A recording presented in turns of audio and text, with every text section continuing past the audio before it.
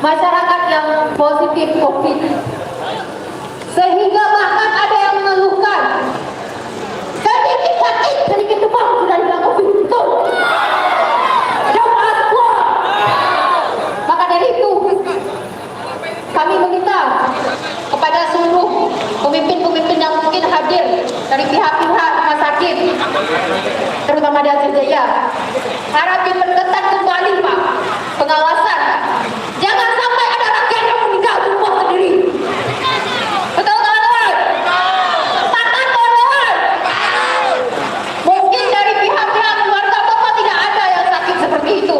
Mungkin pelayanannya luar biasa.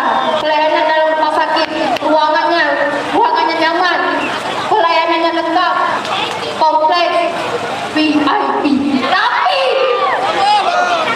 Tapi orang-orang tua kita di luar sana kawan-kawan, nenek-nenek, kakek-kakek, ketua-ketua kita, bahkan mungkin ada yang besar dalam memperjuangkan Islam.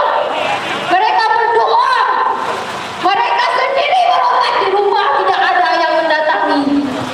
Mereka mau ke rumah sakit, tapi di rumah sakit yang dijenguk cuma 1-2 orang. Oke, kalau misalkan yang dikatakan itu harus patuhi protokol kesehatan. Tapi bagaimana kita lihat kondisi sekarang pasien di rumah sakit? Mana kawan-kawan? Mereka bahkan meregang nyawa kawan-kawan. Dan ketika mereka meregang nyawa, di situ baru datang para petugas medis. Di situ baru datang untuk apa lagi? Sudah terlambat. Berdasarkan informasi yang berhasil kami himpun dari bulan Maret sampai September, pihak rumah sakit Teguh Jalan sudah merawat pasien rawat inap hampir 3.000 pasien dan hanya 36 pasien yang dirawat inap.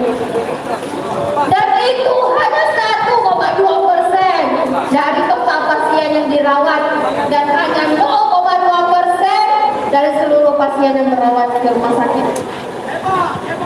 Kami berharap kepada pihak rumah sakit, kepada pemerintah, ini adalah kasus yang serius. Kita bermain dengan nyawa manusia, Pak. Betul. Memang nasihat bau Tuhan buat betul. Tapi apabila nasihat dari orang tua membesarkan, maka kami dari gabungan pemuda dan mahasiswa kita yang terima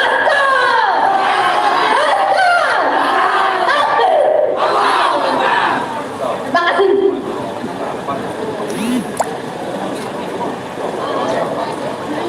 Hidup mahasiswa, hidup rakyat.